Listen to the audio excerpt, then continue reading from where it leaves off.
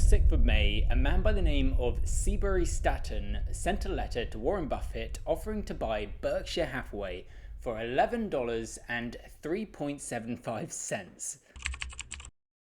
Buffett said publicly, "I'd expected the letter. I was surprised by the price." You see, Buffett and 𝗖𝗱𝗪 had agreed privately in a meeting on $11.50. And right before sending the letter to Berkshire Hathaway shareholders, must have gotten a little bit greedy and instead offered a lower price to shareholders for the repurchase of the stock. Buffett foolishly got incredibly angry at this and bought 39% of the business with 25% of BPL's capital. So why is Berkshire Hathaway number 5 on this list? Surely it should not even be on this list at all, or it should be number 1, right? First, I want to set a precedent that this list is highly subjective, so I don't want people attacking me in the comment section. When measuring the 5 best investments, I could measure in dollars. However, due to inflation, that would mean that a lot of his early investments would be left out, and they were some of his absolute best in the 50s, 60s, and 70s. Or I could do it by percentage of portfolio, or by growth of portfolio, or by growth of investment.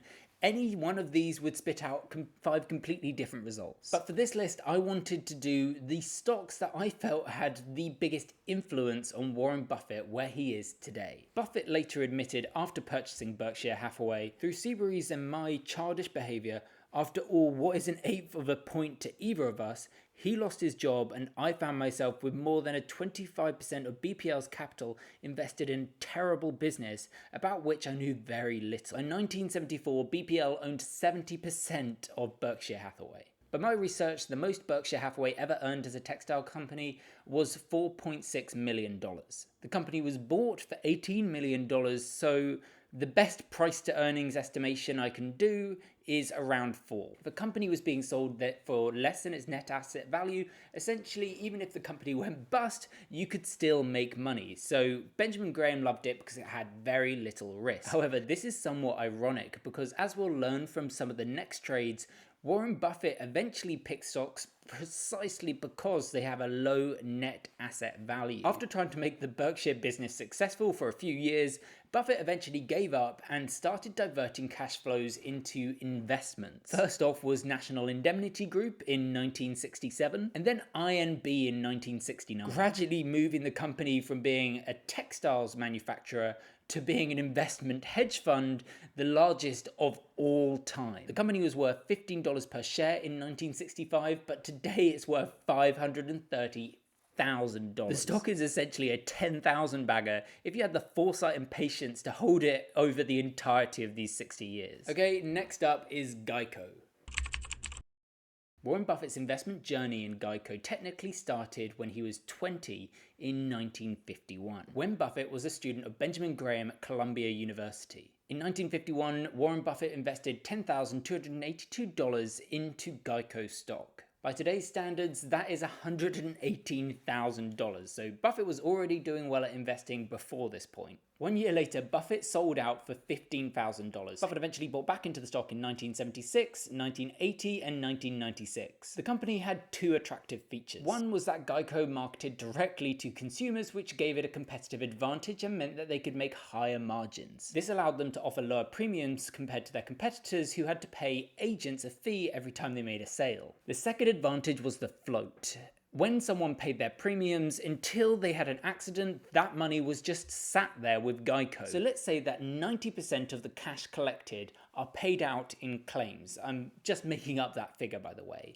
Well, until those claims happen, that cash is just sat there with Geico, ready to be reinvested. And that's what Buffett saw that other investors missed. So long as Geico was run well, they could always pay out claims with the new premiums that are coming in. Geico experienced an extremely tough year when they had mispriced their premiums and had an excessive amount of claims. However, Buffett saw that when run well, Geico was extremely profitable. And when he wrote "The Security I Like Best," he states that Geico had a price to earnings of 8. He also illustrates in this letter that in a space of a few years, Geico moved from having 3,700 policyholders to 143,000, making Geico an incredible growth stock while still only operating in 15 out of 50 states. So far more growth yet to come. Buying companies with an enormous float eventually became a fundamental part of Warren Buffett's investment strategy through the 80s and 90s. Geico was not only one of Buffett's best investments, making him 50% in 1 year,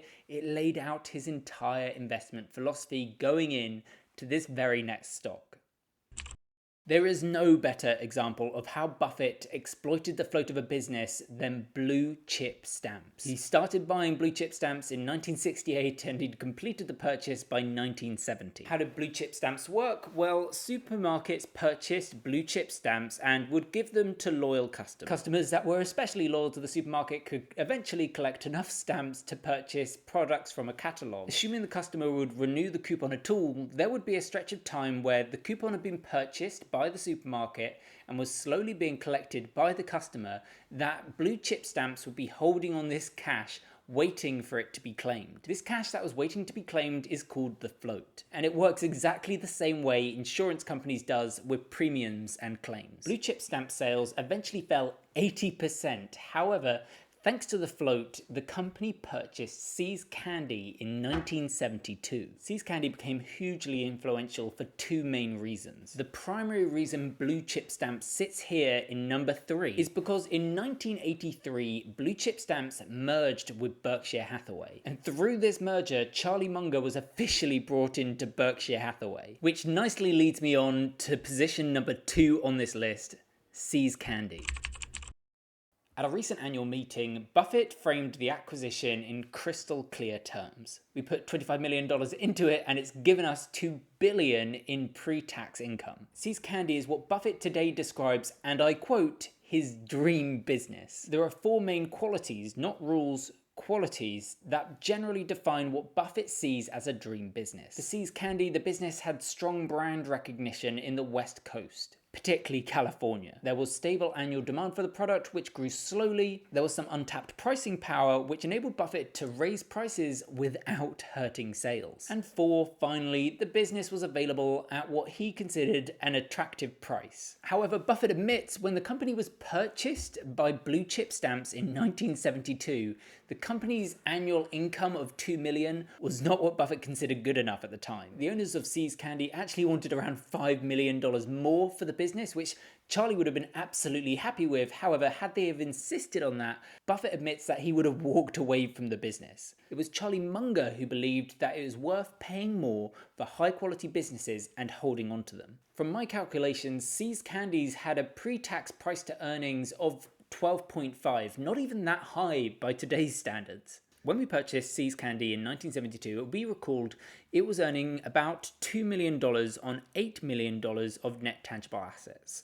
Let us assume that a hypothetical mundane business that had $2 million of earnings also, but needed $18 million in net tangible assets for normal operations, earning only 11% on required tangible assets. That mundane business would possess little or no economic goodwill. Essentially, a company that has high earnings relative to the assets it possesses can grow much faster and move with inflation far easier than a business with a lot of net tangible assets. This stock fundamentally changed the way Warren Buffett valued businesses, but also cemented Charlie Munger as someone worth listening to. Finally guys, you've reached number 1. Thank you for watching the video so far. If you're enjoying it, please remember to like and subscribe. And also, I've got other videos on what stocks super investors have been purchasing. Please feel free to go check those out. They're on my channel. Okay, time for number 1, Amex. Amex was one of the first credit cards, but funnily enough, it only created the credit card because there was a competitor around at the time. It got most of its money through things like traveler's checks. Amex was a good company, the kind of steady earner that Warren Buffett loved. It seemed an Amex subsidiary had loaned a lot of money to a guy called Tony DeAngelis. He had some big vats of salad oil that he was using as collateral. However, inside those barrels was actually just water with just a bit of salad oil on the top. When the scandal was eventually outed, it emerged that he had scammed them out of $175 million. For clarification on how big that amount is, that is $1.8 billion today. Unsurprisingly, when the news came out, the share price tanked 50%. However, when Warren Buffett looked up the company on Value Line, he determined that although this would severely hurt the business, it would not bankrupt them. He expected that they would not show much profit that year, but would come back in the next. So long as one thing, the news did not affect customers' confidence in the stock. So he went around some restaurants and started asking around as to whether customers were continuing to use Amex, and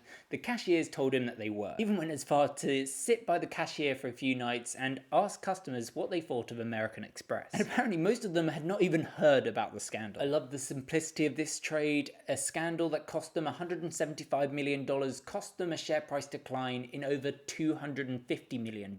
He bought the stock at a 50% discount from where it was selling before the news. A year later, it was back up to its peak. Warren Buffett had a nice profit, a good investment, and a great company bought cheap. This really is the beautiful simplicity to Warren Buffett's strategy. A terrible bit of news, the market way overreacts, and Buffett is able to look objectively at the value of the business and see opportunity. He never stops at just looking at spreadsheets. He'll go out into the world and he will establish for himself whether the company has been influenced by the news. Ultimately, guys, there are many other incredible trades by Warren Buffett that would be far too long to go into in a 10-minute video. However, I would like to do a video on Warren Buffett's 5 worst trades. If you'd be interested in that, let me know in the comments section. Next week is going to be 5 stocks being bought by super investors that are at 52 weeks lows. So if you want to be notified when that video goes live, please subscribe and hit the notification bell. Right, guys, that's all from me. Thank you so much for watching.